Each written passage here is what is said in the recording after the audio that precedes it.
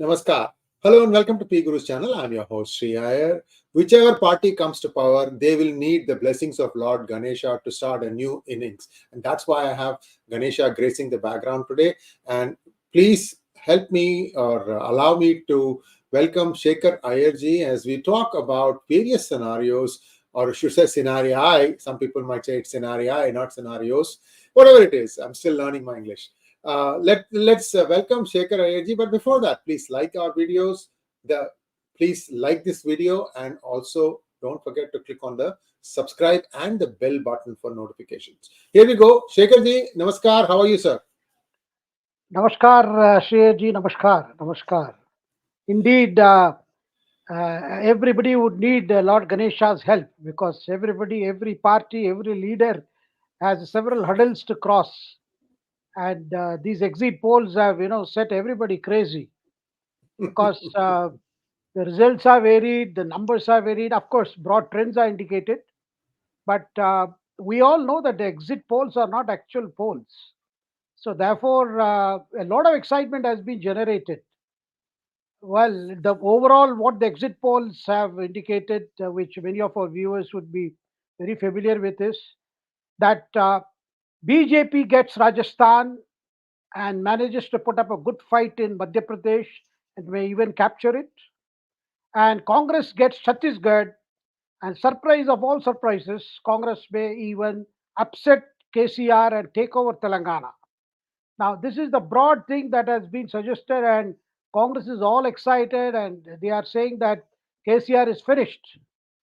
Now, this is, I do not know, the situation is on the ground has been a very, very tough battle, and KCR had an edge right from the beginning. But they have been saying, no, it is Congress that is. But what we are going to look at is, because by this time on Sunday evening, we would all know who has actually walked with the trophy or with power. But there are, I can see three scenarios emerging, and three scenarios in turn give us some kind of indication as to how the narrative will start flowing for the next Lok Sabha elections. Now, scenario one, where I can see is, BJP wins in Rajasthan, takes Madhya Pradesh, and Congress gets Telangana and Chhattisgarh. That is 2 to each. BJP with Rajasthan and Madhya Pradesh, and Congress takes Telangana. Now, this kind of scenario is it does give Congress a big boost because getting Telangana is a really a big deal after it comes after Karnataka, and for the Gandhi family, particularly Rahul and the Priyanka duo, who have undertaken campaign in all the states. Getting Telangana after Karnataka means in the southern region that Congress is emerging as, rather re-emerging as a formidable force, and that could be because of the same reasons as we saw in Karnataka, that there is a huge swing of minority votes towards the Congress. Now, this particular scenario will mean one thing for the Congress, that it is unable to break the jinx in North India, because Madhya Pradesh was a state where Congress was having a lot of hope, and rather it's still having a lot of hope. And Rajasthan was a difficult state because they were in power, and there is a pattern in Rajasthan where the governments don't get repeated. This particular scenario one will give a boost to the Congress. Uh, it will give it that kind of I would say a good boost. But BJP winning Rajasthan and Madhya Pradesh would rather even out because Congress formidable task would be the North India. Now let's look at scenario two, sir. And in scenario two, BJP gets only Rajasthan and Congress gets three states. This is the best of the scenario for the Congress, where it gets Madhya Pradesh, it gets neighboring Chhattisgarh and Telangana. So this will be a lot of push for the Congress, lot of push, because that would mean Congress is back to reckoning at the national stage, because BJP has got only one state, and the Prime Minister's campaign does not always work. That's a line that was picked up by many people after the Karnataka elections. So, in states where the local leadership is facing anti incumbency, Prime Minister Modi cannot help. Now, this is scenario two. This means I already said the first scenario itself is a good push. Second scenario means it's thumbs up for the Congress because it has made a mark in the northern India. Now, now let's look at the third scenario. A third scenario is, sir, this is a scenario that Congress would would certainly would not want to happen ever, which is they get only Chhattisgarh. Because Chhattisgarh is a state where they are still seen as having an advantage, and BJP takes Rajasthan, Madhya Pradesh, and BRS retains Telangana. Now, Telangana not coming into the Congress fold means that the formula that they adopted in Karnataka, wooing minorities, coming with guarantees, coming with more promises, does not deliver in all states.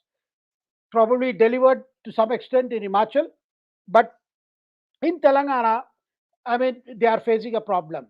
And it also goes to show that this OBC factor, which Rahul Gandhi has been harping, doesn't actually work because it did not work in the northern states. And in Telangana, in particularly, that it's not easy to get the minority vote easily. The nightmare for the Congress is scenario 3, and nightmare for BJP scenario 1. But despite these three scenarios, one of the scenarios emerging, we must also remember what happened in 2018. Congress won. I mean, it was in fact it was the third scenario that happened. Of course, minus the Telangana. Congress won in Madhya Pradesh. Congress won in Rajasthan. Congress won in Chhattisgarh. But still, when it came to parliamentary elections in 2019, the voters in all the three states chose Prime Minister Modi. Now, therefore, 2023, if there is a scenario 1 where BJP only gets Rajasthan, I mean, does not even get Rajasthan, and let's assume even if it does not get Rajasthan, still it's not going to be very, very bad news for the BJP. But this is all about the narrative, sir, more than the final outcome of 2024, because there are several other factors will come into play by the time elections are held next year. Now, in terms of narrative, if Congress does not win in the north, it's bad news. If it doesn't get Madhya Pradesh, it's bad news. If it doesn't get Telangana, it also bad news in terms of south, because Karnataka would seem as an exception. Now, on the other hand, if BJP does not get any states, because Congress people are today this evening were telling me that they will win in Rajasthan also, they will win Madhya Pradesh, they will win Chhattisgarh, Telangana, all the four states are. Now, this is a very extreme situation, which I don't think so. But everybody is wondering what is making these exit polls, as well as the Congress party, to be so confident about Telangana. Because Chhattisgarh, in any case, we knew that things were always better for the Congress because they had a leadership in Bhupesh Baghel the last 5 years. The several schemes had been delivered, and besides that, is a good manager of resources, manager of the situation on the ground. So, at BJP's problem was paucity of leadership. They had to again rely on an old horse like Dr. Raman Singh. That is, so Chhattisgarh is not a surprise that the Congress comes back. Now the question is Telangana. What is, and also some Congress people are trying to divide Telangana into two phases. They talk of a pre-Diwali phase and a post-Diwali phase. Pre-Diwali, they say things were bad. The Congress leaders were finding it that their organization situation was not up to the mark. There was a mood for change, but they could not carry it forward. This is what they were saying. Now, post Diwali, what we hear is completely different thing. They say, no, no, no. Now things are good, very good. Now, other question, I think, which these exit polls will never examine. What about the problems in the Congress? Because this time it's entirely dominated by Revanth Reddy, where many people have said, look, there is a heavy Reddy bias in terms of candidate selection, in other matters too. And the issue of OBC, which Rahul Gandhi has raised in these elections, OBCs have not been given their due in the Congress. And some of the OBC leaders even joined BRS. That's the question. The other thing is, everybody said that it is very difficult to beat TRS or BRS or KCS in Telangana. So what has happened in the last 2 weeks, that anti-incumbency issues have come to aid the Congress and have created a problem for KCR.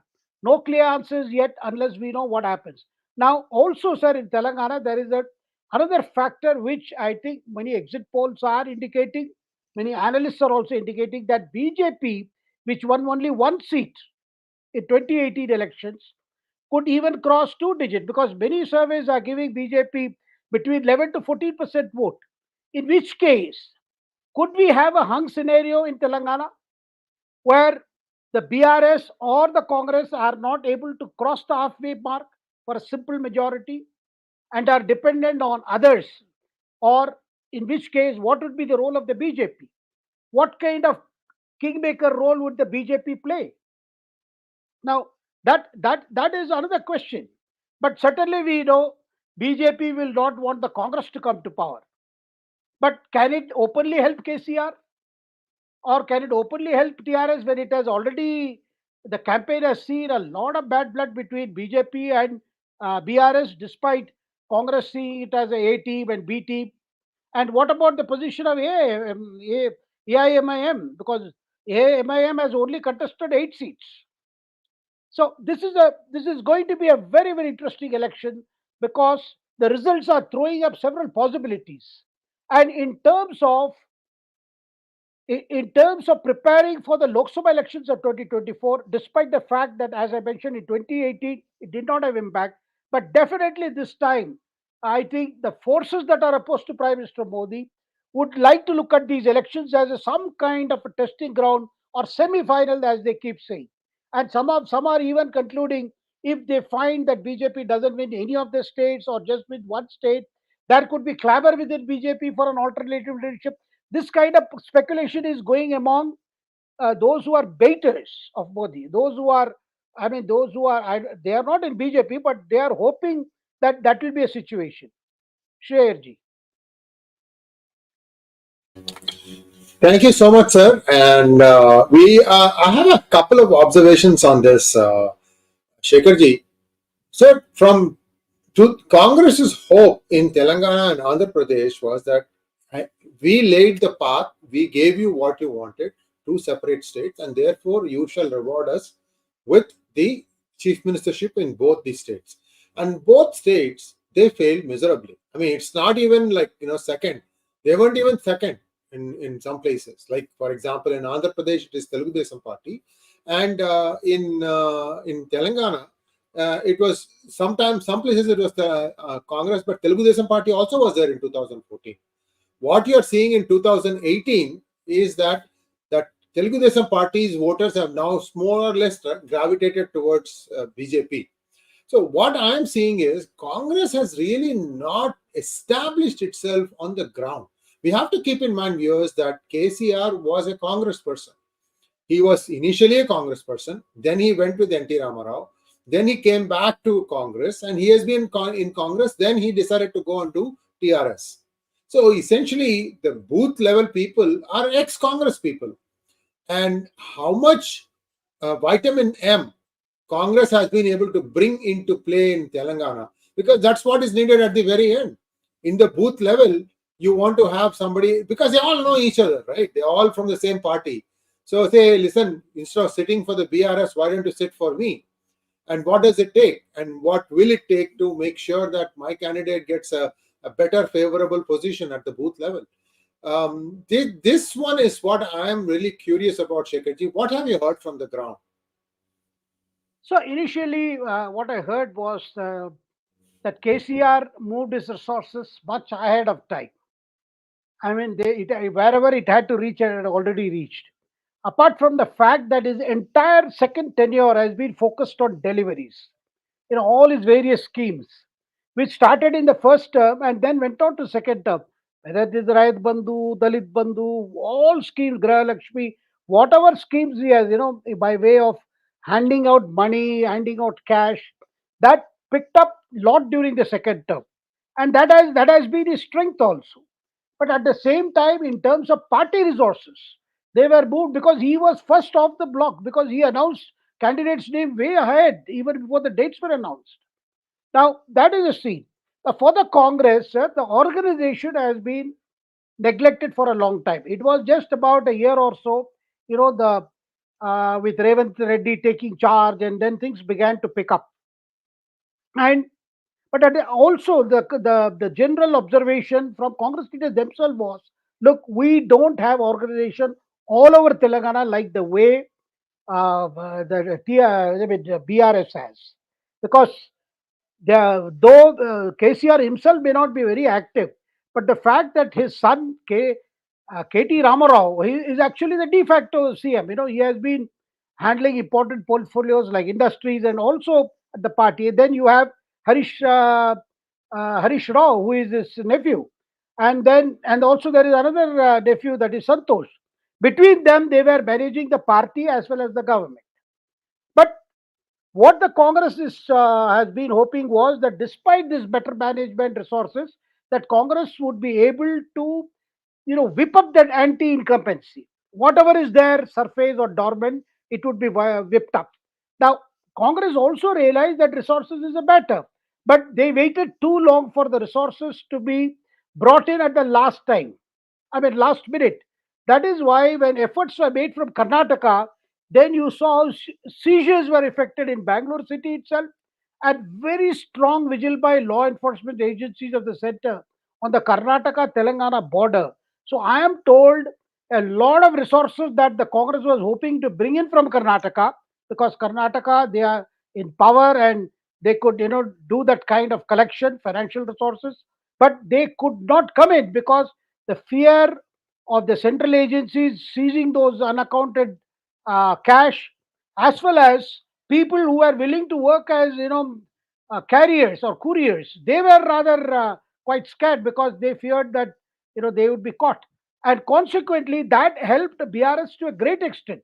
But I am told that resources is a major issue with the Congress.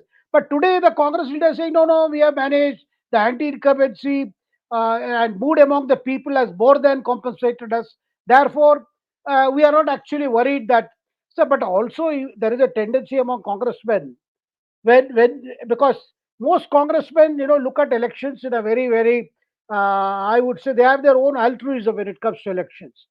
It doesn't matter whether the party does well or doesn't do well. They look at how the resources come in, how they can also ensure they get a share of the cake and spend some of it in the election and keep the rest for the long haul. So you can see that all the resources that are brought in are also not spent by the leaders themselves. This is a very common thing in the Congress, because where they think the prospects are not great, they rather conserve on resources, though the resources are brought in. Now, I'm sure my viewers will understand what I'm saying or what I'm trying to say, that if the Congress has not managed to get the resources, as many Congress leaders were telling us, because of somehow the central agencies were trying to help KCR in this particular aspect, despite BJP and TRS being or BRS being bitter rivals on the political arena. That is one. Second thing is anti-incumbency. Where is the anti-incumbency? Is it in the urban areas or in the rural areas? If it is in the rural areas, is Congress really worked that hard in the rural areas to get benefit out of it? If it is rural areas, sir, that anti-incumbency is not going to entirely help only the Congress, because in which case they will have to share it with BJP in many of the urban centers, many of the semi-urban centers. So therefore, a scenario where people are, Congress leaders are talking of winning, 74 to 78 seats of the 119 total seats in Telangana. I wonder from where does this optimism come? Is it that they are buying their own propaganda, that they are going to come to power, they are going to do well? Because once you start, sometimes you end up buying your own propaganda. Is it that? And also, sir, exit polls have known to go way off mark. None of us have forgotten what happened in 2021. Then at least two, three exit polls said BJP is going to displace Mamata in West Bengal, including the one which is now giving clear, clear figures for the Congress in Telangana.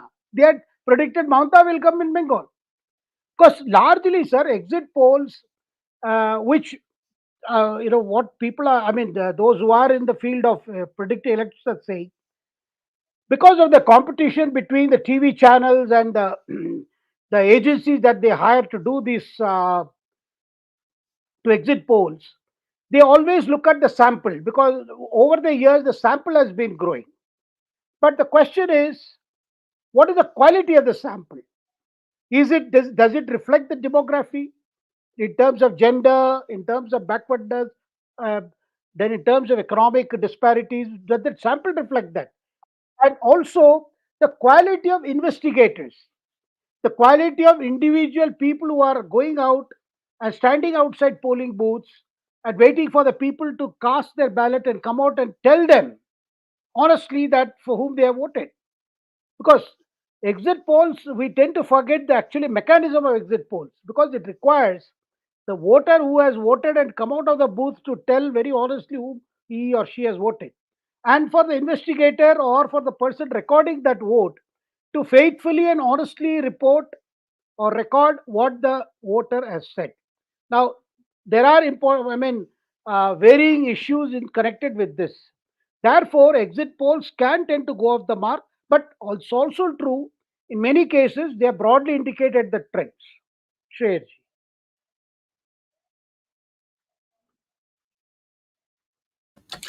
A couple of quick observations, Shekharji. There are videos floating on the. There were, I should say. I'm sure it's not there now. There were videos floating of TRS. I think TRS MLAs and TRS contestants actually giving one bottle, one one packet of biryani, and one white. I mean chicken, but mostly white. I don't know what the reason for that is. But you have these things. There's a people. The people are lined up.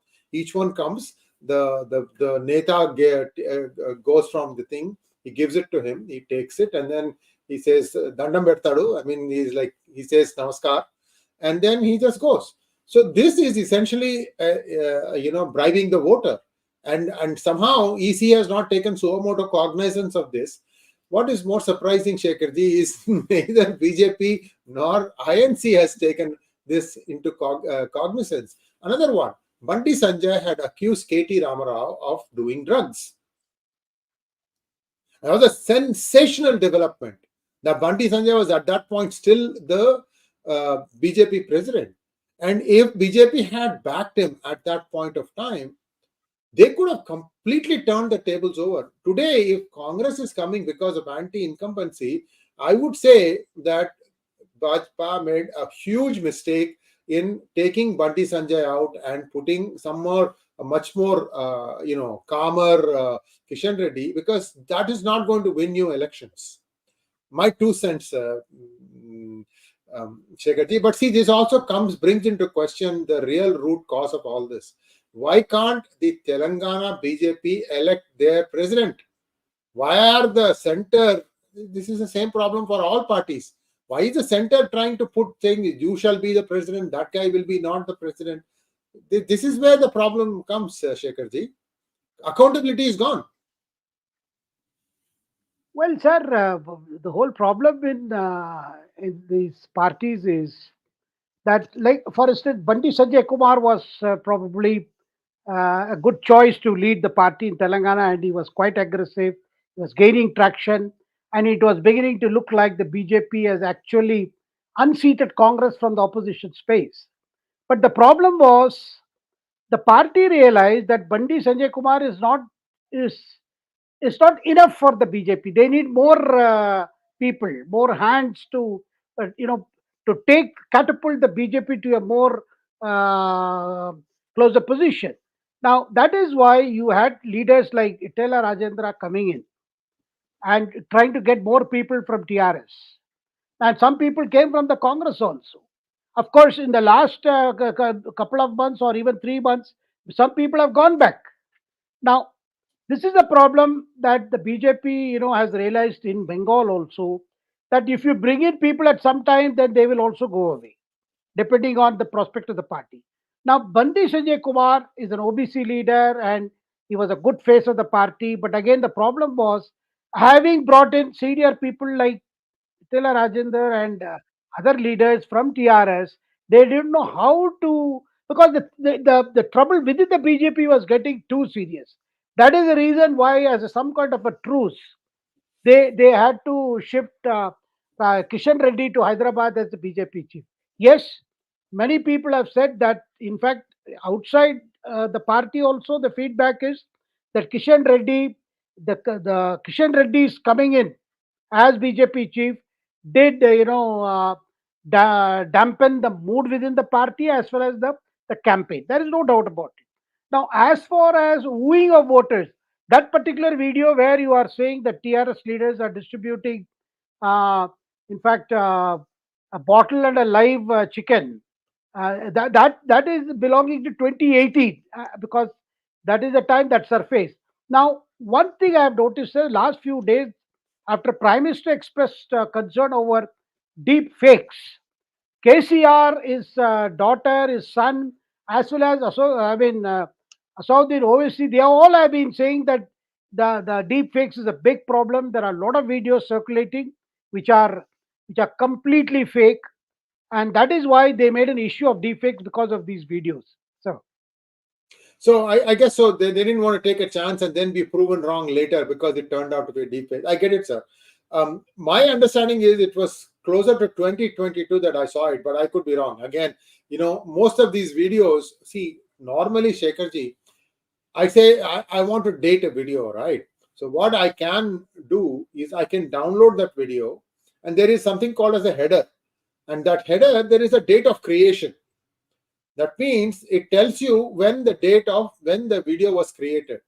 But here is what interestingly happened. This is the original video. Now I take that video using a video software and then make some changes.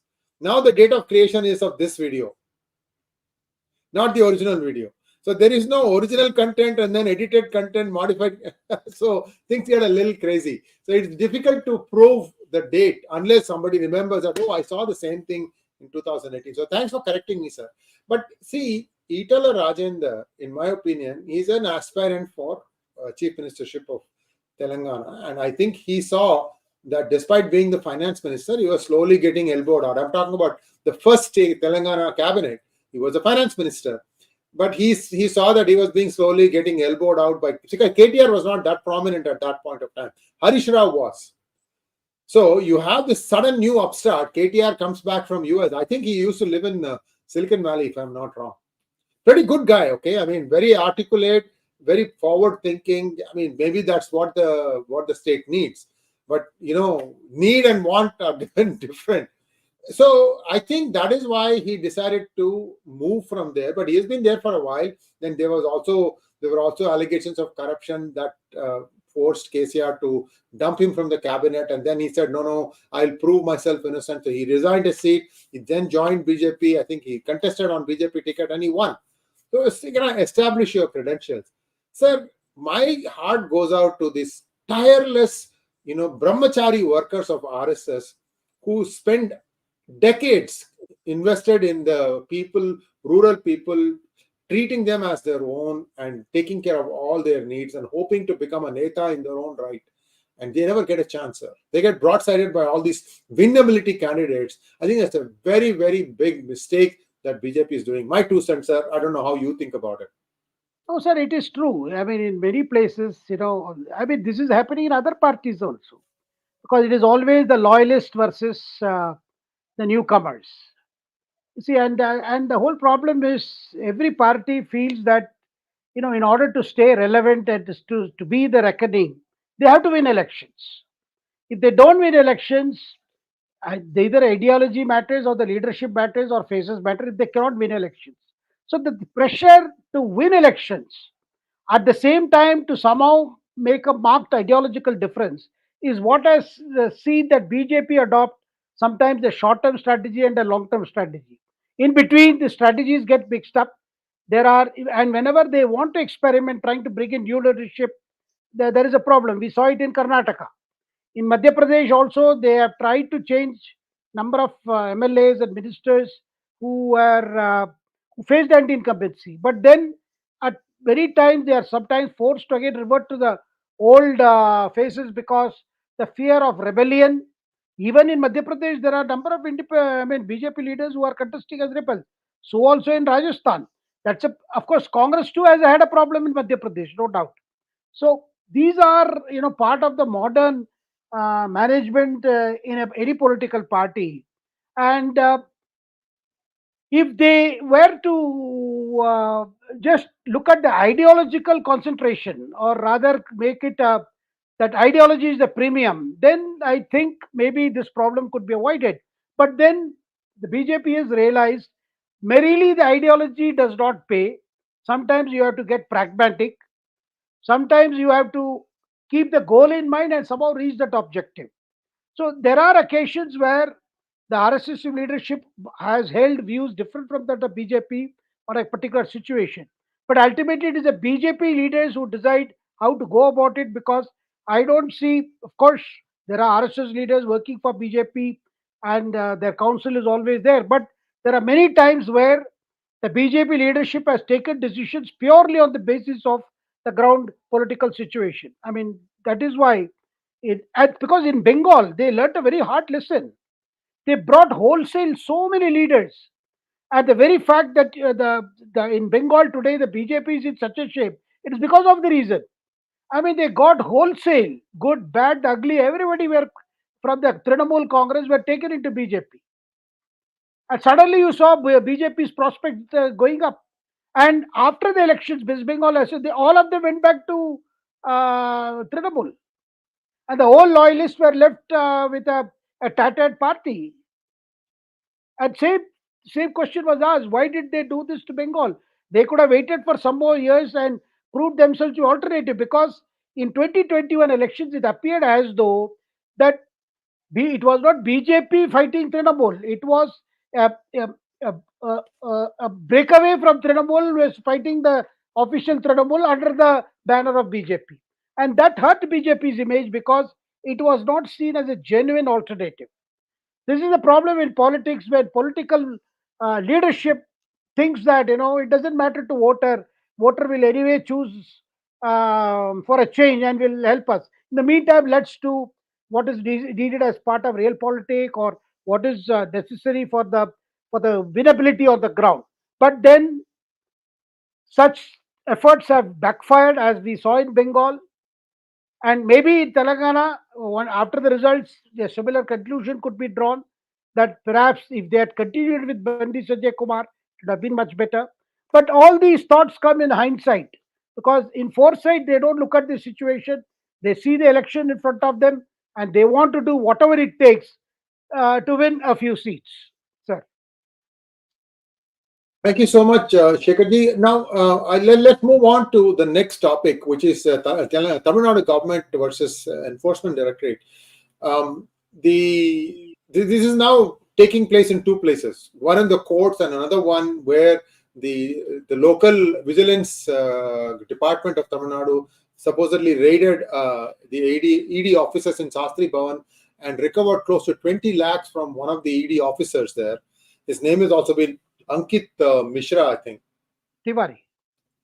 Ankit Tiwari. And they have made allegations that this man was asking for bribe in the sand mafia case. So clearly they are trying to do some damage, and then BD hasn't said anything, or at least I am not aware of it, sir. I'm going to make a small request of you, Shekhar. Keep talking, sir. I'm just going to step out for 1 minute and then I'll be right back. I need to take care of something and then I'll be right back. But you continue talking, sir. Thank you, Sree Iyer. This case that has happened in Tamil Nadu, I mean, this is not the first time a EDA official has been arrested on bribery charges, and that too by a state government, which is a non-BJP government.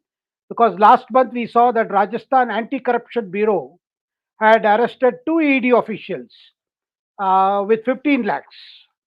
And that happened a day after ED had summoned sons of Rajasthan Congress chief Govind Singh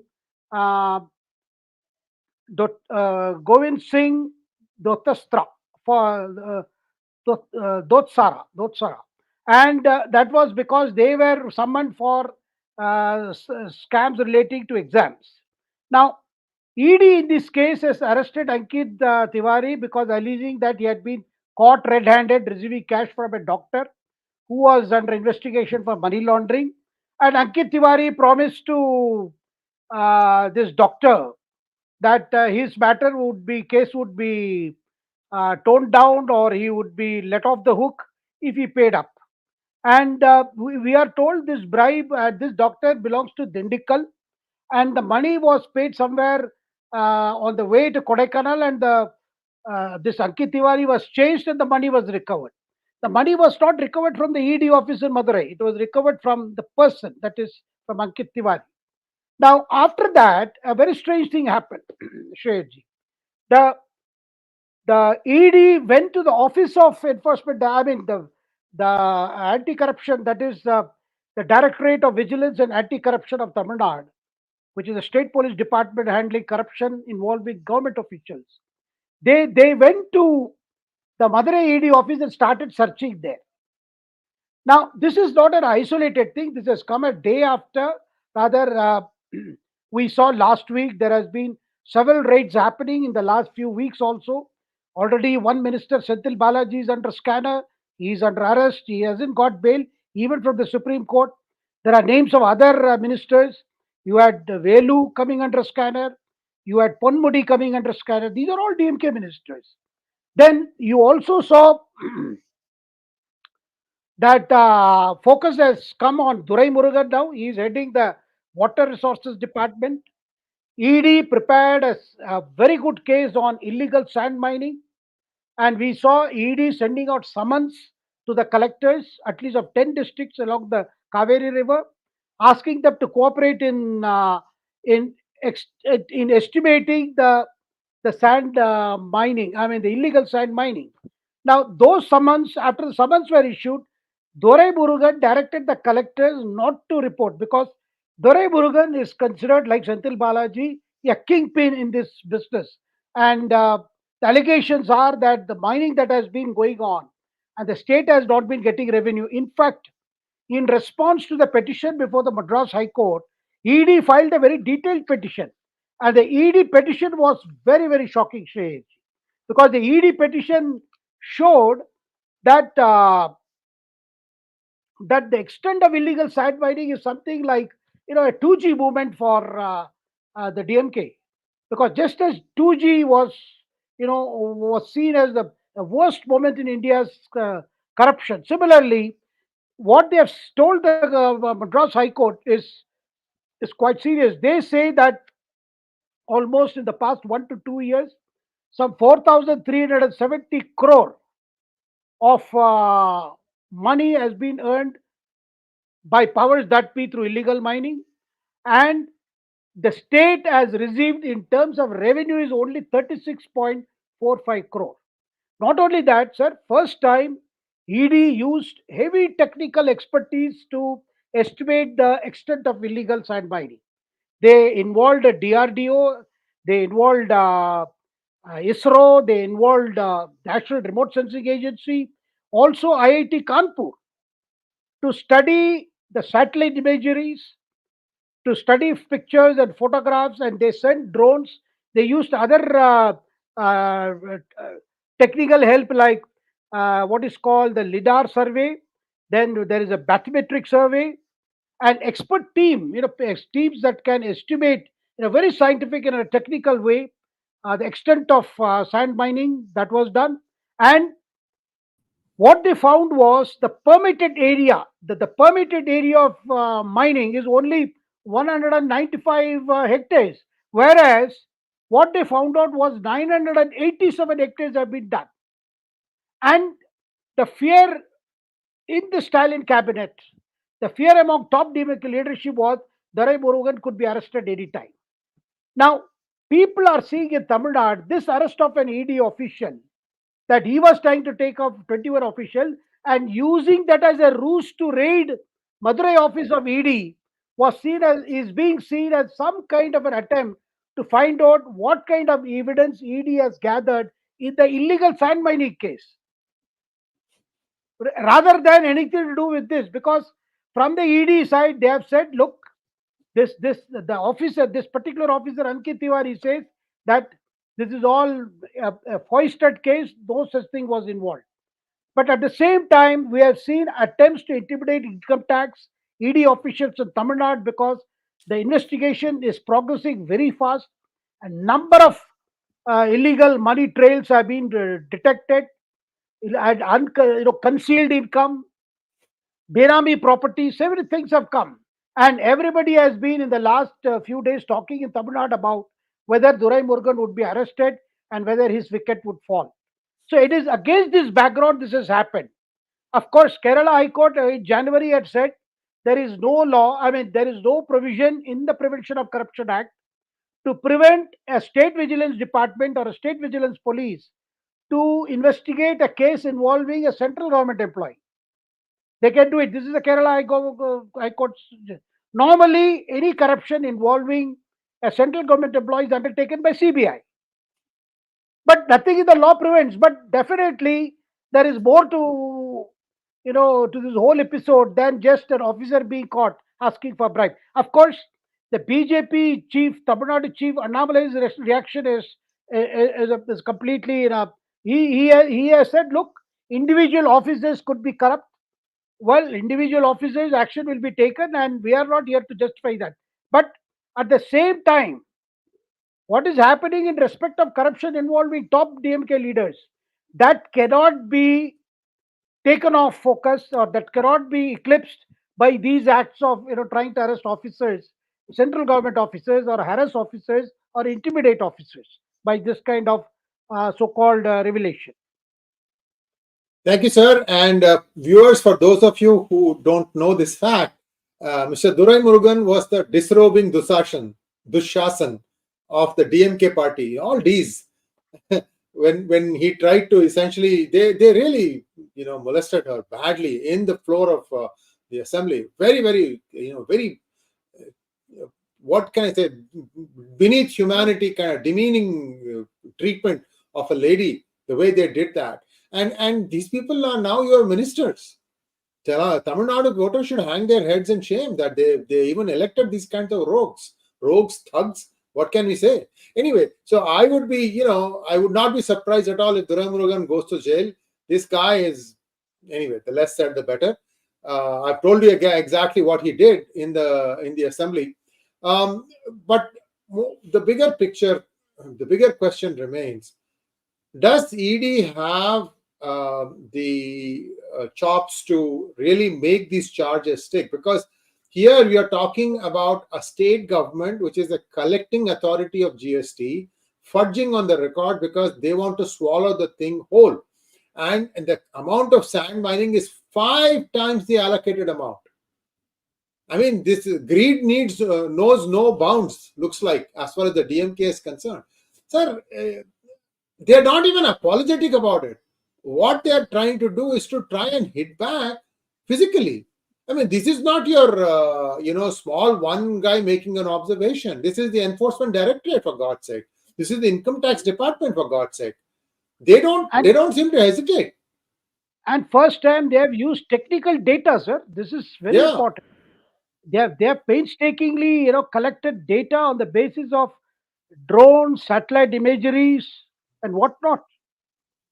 And I have a feeling that this whole thing about an ED official being caught looks more like a diversionary tactics to show, look, ED officials are extorting money, they are running. In fact, Congress has come out in support of this DMK action, saying, yeah, because Prime Minister Modi is using it as a tool against his political opponents, the officers in these agencies are into extortion and racket. So there will be black sheep in every government department, central or state. But that is not going to take or lessen the effort with which ED is pursuing cases against DMK. That's very clear. This is, I see that a lot of developments will happen by the next couple of months in Tamil Nadu. We'll have to wait and see how things play out, but definitely, cleaning of Augean stables right from the top is needed. The National Herald case, for example, my 2 cents is Modi really slowed it down. He need not have done that. If he had let the law take its own course, by now the entire Gandhi Khandan would have been in jail. And that is how you show, because, sir, even today at the state level, people are not afraid to sweep the floor for the Gandhis.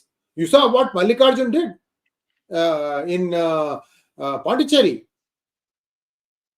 So this is ridiculous, sir, to the extent to which they go and kowtow to these people. Anyway, this is just my. I mean, there has to be some decency, some modicum of decency here. That Narayan guy who was a chief minister of Pondicherry, you know what he did, right? He was like Bharata, taking the padukas and going around of Rahul Gandhi. So for that, he gets rewarded with the chief ministership. I'm glad that that lot is gone now. But the thing is, see how low people are stooping. I don't know what DKS does, because he's still hoping to become chief minister in Karnataka. That is something that we'll talk about next week, because by the time all this would have died down and the new thing will the Karnataka government. And Karnataka things could flare up, sir. Yes, indeed. So let's take some questions, Shekhar ji. Lot of questions for you today, sir. Thank you, Soumitra Pandey, for becoming a YouTube member. Thank you, Sushila ji. Destiny's Child wants to know, isn't BJP's poll strategy overhyped by media and money power, whereas INC is cleverly strategizing by exposing all strong regional parties as B team of BJP? Well, exposing all strong parties as B team of BJP, these are just allegations. This is B team, that is A team. That is, of course, in Telangana, they put up posters also to show KCR and OVC of all people as agents of BJP. Because Congress was concentrating on minority votes. They wanted the entire minority votes. So they have been trying to show that a vote for KCR or a vote for OVC is a vote for BJP. So this was a running theme of Congress campaign in Telangana. Now, as far as BJP poll strategy comes, well, we'll have to wait for the results to come and see whether which strategy has worked, which strategy has not worked, and if, despite the changes that the BJP effected midstream in Telangana by bringing in Kishan Reddy and removing Bandi Sanjay Kumar, if they manage to get 2 digits in terms of tally, I think, well, BJP will have a lot to look forward, because, sir, if in 2018 they won only one seat, assembly seat, in 2019 they won 4 Lok Sabha seats.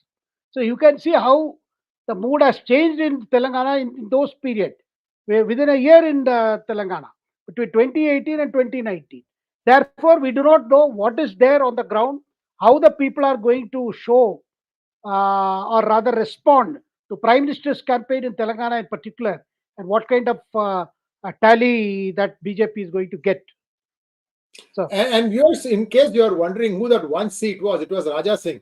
And he won in this locality called Gosha Mahal, which is in old Hyderabad city. See, what happens is, I'll give you a quick layout. Old Hyderabad is separated from the new Hyderabad by the Musi river that flows through the city. South of it is called Old Hyderabad, north of it is New Hyderabad. However, there are pockets in the north where there is a significant Muslim population. There's an area called Nampalli, there's an area called Gosha Mahal. Now, Gosha Mahal is close to 50-50. Only when the Hindus realize that there is such a big presence of non-Hindus do they actually collectively polarize and vote for the best person who can represent their interests. Up until then, Hindus are still sleepwalking. And if this particular verdict, if Telangana Congress puts on a very impressive performance, it is the Hindu voters that have to be also shouldering the blame, because they need to be able to sift the grain from the chaff. Just because somebody is giving you 2,000 rupees, 4,000, whatever the amount of money they were trying to mobilize, I don't know that. That doesn't mean that these people are better for you, because in fact Karnataka is really regretting why they got these people into power, Congress into power. And see, the thing is that one moment weakness is being exploited. Very sad. Pawan Kishore wants to know why BRS might lose in spite of his welfare scheme providing water and electricity better than other states, development compared to other states. What might have gone wrong? well, that is the exact question that people are asking. After these exit polls have shown that KCR is having difficulty in trying to win a third term. Well, these factors I do not think would not have an impact in favor of KCR or BRS. Of course, there is a problem of anti-incumbency. It's 10 years. Number two, the corruption in Telangana under the KCR regime. That's also a very serious issue, and people have been talking about the power wielded by the family of KCR, the extended family, and that has been talked about, and that has resulted in everything being controlled by one group. But all this, I do not know how does it reflect on the particularly those sections of voters who are beneficiaries of several schemes of KCR. That is why our fingers are crossed as to what will be the final outcome in Telangana. Next one, please. Pawan Kishore again. Did KCR poke his own eyes by saying Modi is his good friend in one of his press meets? People thought BRS and BJP are the same anti-government and Muslim vote went to INC. No, sir. KCR said it in one of his but he has been for the last 2.5 years. He has been see when he realized that BJP was emerging as opposition. Since then, he has been attacking Modi, not going to receive him, and all that. And at the same time, he got too ambitious after his second term. He went about traveling to Maharashtra, traveling to Bengal, Bihar, to trying to put together an opposition and an alternative BJP in which the Congress would be forced to play a second fiddle. But he spent a lot of money also. He's supposed to help the Janata Dal secular in Karnataka also. Now that is the time probably whether probably he neglected to some extent. But even that also people tell me that those did not affect the TRS base in Andhra Pradesh. In Telangana. Therefore, to conclude that because of that it has suffered, sir, and also, sir, for all practical purposes, KCR has not been active as an administrator. We all know the fact that the whole thing has been controlled by KTR. Because I am told that KCR has not been spending more than a couple of hours in his office handling official issues. Everything Sir, is he being doesn't come to office, sir. He doesn't come to secretariat anymore. He yeah, has he a goes to, lakeshore villa. That's yeah, where he he has to lives. have a farmhouse kind of setup where Yeah. uh, there is, they say that after 2 p.m. no CM, and and and they say that everything is KTR. KTR decides everything, and it is between KTR and Kavita. And Sir, Harish I Rao, have I to. think Yeah. Harish Go ahead, Rao sir. Go ahead, probably sir. reconciled to the fact that the it is a KCR son and daughter would dominate. Maybe all these issues could have had some traction on the ground. We'll have to wait and Sir, see. I have to feel that Bandi Sanjay has been hard done by, sir. See, he correctly identified, like you said, that KTR is his main threat. He went after him, for which the KCR government responded by imprisoning Bandi Sanjay. They even, I think, they actually attacked his mother, if I remember correctly, when she was doing puja. Something really messy was done, sir. Go through all that. He goes to jail, he gets bail, and he comes out. And then suddenly the people say, no, no, no, no, no, no, you are too strong. 𝗏𝗏 is feeling his face suffocated. 𝗏𝗏 can get me 10 seats. Sir, I don't buy that. Sir, another thing that people don't want to admit, but this is the truth, is that in Karnataka, the ground workforce of RSS did not want to go and work as hard for 𝗏𝗲𝗍 when they saw what happened to Yediyurappa. This is a stark truth. People don't want to admit it. So this is one of the biggest reasons why they lost so badly. Because if RSS had been doing the work, they would have known that the Muslim vote is shifting away from one side to the other.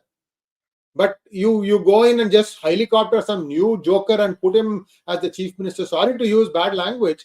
That is how I saw it. This democracy is becoming a facade. My 2 cents. This is not how BJP should be running state governments. Also, I'm just disgusted with the way these things work, sir. Because the honest hard worker is not finding his encouragement. Why will he come next time? You tell me, sir. Why would Bandi Sanjay again, even if he is appointed president, assume that this debacle suddenly they get religion, like the way they have now made Vijayendra the state president in Karnataka? How many times do you want to lose? One time Yediyurappa proved that he can bring BJP to their knees. already. You still want to do the same thing. Again, you are proven wrong. I don't know, sir. We can say that these two are Chanakyas in terms of winning election. Sometimes they get the call horribly wrong. Also, I think their template works maybe well in northern states. Southern states are more discerning, Shekharji. They are not just like that going to buy your Kool-Aid. You understand what I'm saying? Also in Bengal, it did not work Yeah, in Bengal. yeah. You have to spend some time, Mr. Amit Shah. Otherwise, delegate it. Let it do properly. Let people elect their own leaders. See the difference that happens. Next one, please. Vignesh Prabhu, thank you so much. Chhattisgarh too close a fight. BJP 40 plus out of 90. Telangana BRS ally 7 blah blah. Okay, I agree with JVC on MP and Rajasthan clean for BJP. I don't know. He's just making a statement. Thank you, Vignesh. What are your thoughts, sir? See, I would like to, let's go back to that slide deck if you don't mind. I want to look at scenario one more time. It kind of went by fast. Thank you. It's coming up. Okay. BJP wins in Rajasthan and MP and Congress takes Telangana and Chhattisgarh. That is a worst case scenario. Yes, it's a draw. That means that Congress can take that, whatever formula worked for them, they will just propagate the same thing in other states. This could be the worst case scenario for BJP. That is correct. Sir, even this, there could be a worse scenario 0. BJP wins only in Rajasthan. Yeah. That is scenario 3, sir. That is scenario Go 3. to 3, please. No, Congress this gets is only, scenario 3. No, this is the worst case scenario for Congress. Congress. And scenario 2 is BJP gets only Rajasthan. The rest all goes to, this one. BJP gets only Rajasthan. So this is the worst case for BJP, sir. Yes. This is the worst case for BJP. See, India does not have a way to print their money. They can't do it like the way US does. Sorry. So whatever poll promises, whatever they do, I'm afraid if they are going to buy their votes and get to 2024 to power in 2024, I think India is going to be in a whole lot of hurt. I hope that the average voter sees his way clear through all these Revdi culture. Next question, please. Narayan P wants to know, can Rajasthan spring a surprise defeat for BJP? Can Vasundhara Raje play any role if BJP number comes close to the majority? Well, that is what Congress people are constantly saying, that they are coming back and BJP will lose Rajasthan. But a good question, I think, is can Vasundhara play a role if BJP number close to the majority? Definitely. I look at it this way, sir. If BJP gets a very good majority in Rajasthan, then probably they may look for a fresh face, for a new leadership, so that the baton is handed over to a new generation, if the numbers are good. But if the numbers are just about a simple majority, there is a good chance that BJP may have to keep Vasundhara Raje in good humor, and they had to do it for the elections also. In which case, they may have to make her again chief minister. That possibility is definitely there. Good numbers, they will go for a new face. Similarly, in Madhya Pradesh also, the numbers are good. It may not be Shivraj again. It could be some new face. Or if the numbers are so, but BJP has managed to retain power, then Shivraj would be back, and that arrangement would continue, say, maybe till the Lok Sabha elections are over, and then other possibilities may emerge. Next question, please. Venkatraman Iyer wants to know, how far will the TN government nabbing the ED official affect the other cases under ED, and will the TN government get any leeway in the sand mining case? Not at all, Venkatramanji, not at all. I don't think ED will allow a case like against one particular officer to anyway affect this. Rather, things will double up now, because a serious view would have been taken of this particular episode, which obviously looks like on the face of it an attempt to divert attention, on to show that since ED is making waves in Tamil Nadu, so whatever ED is itself corrupt. This is a very political statement that is sought to be achieved by this kind of action against an ED official. Next Or question, maybe please. there are black sheep. I mean, one is not denying that. But the timing of this seems to have a political purpose. Jayagopal Venkatraman wants to know who is likely to be the CM of Rajasthan and MP if BJP is able to win. That's what I said. Said if the number is just about, then it could be Vasundhara herself. Otherwise, if the Mm, numbers are very good, it could be Arjun Megawal, the Dalit, who is currently the Union Law Minister. He's contesting elections. So, or it could be any other person, but it would be a young person because Arjun Megawal would send a message. First time Rajasthan gets a Dalit chief minister. knowing Modi, he'll put some no-name person if he has the choice. But anyway, And the social messaging would be an important element of that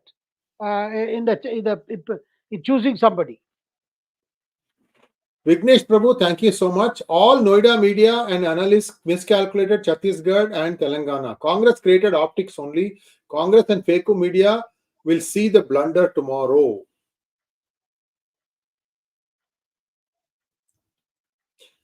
Sachin Sharma wants to know, our man, sir, which non-election state has better resorts with space for 200, 300 MLAs, just in case it is needed post-election result announcement? Sir, I do not know why Congress has this problem with its newly elected MLAs. They work for the party, they got elected as the party, and the party itself is afraid of them. What they are elected. Because we have told that DK Shivkumar has been alerted to Reddy, and DK Shivkumar himself controls resorts in Karnataka. Of course, DK Shivkumar was asked whether he has been sounded by the party high command. He said, no, no, no, not necessary. We are coming, will come. But the fact that Congress leadership has to worry about its MLAs who get elected on its ticket, that they are likely to look for greener pastures, that speaks on the state of things in Congress, sir. Next one, please. Thank you, Kamath, for becoming a YouTube member. Venkatraman Iyer again. What happens to the Dot Alliance post the results tomorrow? Will it continue to disintegrate or disappear, or will it revive? Well, I think, sir, I do not see any major change because already there is so much of bitterness among the allies, so-called allies of the Congress, and where the Congress has been. Of course, they have told these parties wait till it gets over. Sir, if the Congress appears to be resurgent, the allies will certainly have problem, and though they may see that, well, then the Congress becomes a natural leader of the opposition alliance if it is seen as resurgent in all these states. But if the Congress does not do well, in which case the alliance partners will say, look, you have to be, you are just one among us, not the first among us. Yes, indeed. And the question that would be looked at very closely is, if Congress is successful, has the growth come at the expense of BJP or regional party? That is the key thing, really.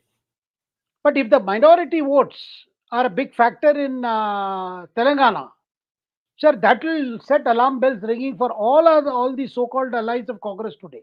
First, BRS. And even this Samajwadi Party's worry is that Yeah. if it is OBCs and minority, and because minority vote shifting in Telangana to Congress will really set the alarm bell ringing for Samajwadi Party. Why even for Mamata? All these regional players will be worried because, in which case, if the minorities are going to shift towards Congress, then their own current base gets heavily damaged. Next one, please. Ustad Tweetuddin Khan Chanchar, thank you so much. If Congress gets rich, cities like Bengaluru and Hyderabad, how big is the risk that they will fund violent anarchy or otherwise manage to drive BJP voters away from BJP before 2024? What should BJP do to avoid this?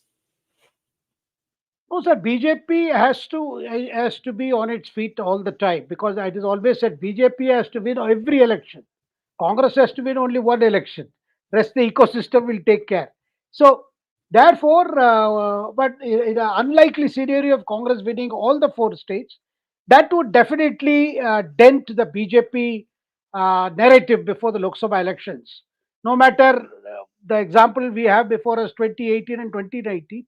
So that will mean pressure would build up on the Prime Minister, and the BJP will have to think of new strategies, particularly in terms of delivery. And sir, the other fallout of these elections would be what we talked of freebies and Revdi culture. It will become guarantees and more guarantees because Congress has realized the guarantee business is working. No matter what damage it is going to cost to the state treasury or to the state finances, but they are going to fight the Lok Sabha elections of 2024 purely on the basis of guarantees. And that would Uh, require BJP to also match similarly with already we have seen in Rajasthan and Madhya Pradesh that BJP also come up with similar guarantees and promises and what they call Lok Kalyan Karikrams. Next question, please. Rimuru Tempest wants to know, do you think Rahul Gandhi will be PM 2024 since USA, West China has started regime change in their own interests? Sir, this is still 2024 is a long way. And as far as Rahul Gandhi's future, well, I don't think they are going to project him as Prime Minister candidate. Certainly not, because the allies won't agree. But if the Congress is in a position, in a striking distance of forming the next government, there are good chances that the natural choice of the party may be Rahul Gandhi. But one does not know. He may prefer to put somebody else. But this is a hypothetical situation, I would say, sir. Also, a big question mark whether he's also eligible to become Prime Minister. So, next one. Venkatraman Iyer wants to know, should Congress win Telangana, will it get a breather in Karnataka or is it inevitable that the government will collapse? Your views, please.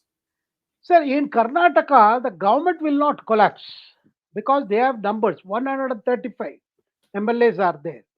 But what is happening is there is restiveness, and the people are, various Congress MLAs and ministers are unhappy in the current arrangement. There are some people who want to become deputy chief ministers, and one deputy chief minister, DK Shivkumar, is biding his time because he feels that he got cheated this time. He was not made CM. Now, Siddaramaya has only one goal. Anybody can be CM after him, but not DK Shivkumar. So, all these things I see will generate, rather gather momentum because whether Congress wins all the four states or not, this ambition among the leaders is not going to die down, even if the Congress were to do badly. Therefore, this is going to be a challenge how the leadership will handle it. Because DK Shivkumar, at least a year from now, at least he have to wait for the parliamentary elections. But after that, definitely this talk of MLAs going to Singapore, going to Dubai, because in which case the resorts outside Karnataka would be needed. Next one, please. Savitri Subramanian wants to know, with tons of deficiencies, Rahulji is giving a run for the money to Maharati Modiji. How? BJP should be able to brush aside Congress, but are doing Shirsasan everywhere. What is missing? Well, sir, politics, you cannot always be on the, you cannot always assume or underestimate your rivals because Congress is being guided by many people outside also and within the country who are giving ideas. This guarantees a new thing they have been told, this OBC card, then trying to woo the minorities. Now, obviously, this is going to have counter effects also. And I cannot very confidently say that all this is going to bring great benefit to the Congress. I do not think so. Because many Congress leaders concede, no matter even if we win these four elections, Prime Minister Modi will still remain on the top, will still be a very, very difficult force to reckon with for the Congress party in 2024. Next one, please. Neta Mafia wants to know, will it be right to say that this time Rahul Gandhi will be contesting in a minority-controlled Wayanad to consolidate Muslim votes across India for Congress? Well, he's already a sitting MP. So if the results prove that the minorities have shifted, he will prefer Wayanad. Otherwise, of course, there is a talk he may also contest from MAT. because the advice is that he should try to regain Amethi from the BJP. That is also possible. At the same time, we have heard some constituencies in Karnataka also being mentioned as the, and this time we are supposed to see Priyanka Gandhi entering the electoral fray. Next one, please. Thank you, Savitri ji, for your donation. Thank you, Pawan Kishore ji. And thank you, 𝗤𝙧𝙤𝘀𝘀 ji. That brings us to a close of what I would call as a very enrapturing session. We really looked at Telangana in every which way possible. And I think we still, the elections is a big mystery, and it continues to evolve, and strategies and so on and so forth. But I completely support Modi ji in one thing, and that is that state elections and central elections should take place at the same time. That is high time. It's high time somehow constitution be modified to get that particular thing going. Because if you don't do that, look at the amount of energy being spent by Prime Minister, Home Minister, and Chief Ministers, because that time is actually needed. These days, with so much concentration of power, Shekhar ji, I was talking to Dr. Jayaprakash Narayan, Lok Satta Party's president. What a man! Look at his state now. He may not even if he stands, he may not win. That is the status to which it has been reduced. Why? Because he wasn't taking any money. And he told me that today the power is so concentrated that at the center it is with the Prime Minister, at the state it is with the Chief Minister, and at the districts it is with the district collector. These three people are so powerful now, and that is not a good thing for the democracy. Democracy is vox populi, people's voice. Where is that? That seems to be missing here. So, if you want to say something in conclusion, then we can wrap it up. Well, sir, despite all the disadvantages of the current system or inaccuracies of the current system, we have seen where people have willed, there has been a change. There has been a change of government, change of regime. That is the what I would say the strength of Indian democracy. It's not perfect. It's still in the process of making, but it still remains one of the most effectively functioning democracies. Though there are several ills, there are several, I would say, things that don't seem to appear to be very perfect. But then people still have a great power to change the government. That's India for you. Thank you so much, sir. And that's all for now, folks. Please like, share, and subscribe to our channel. Don't forget to click on the bell button for notifications. Namaskar.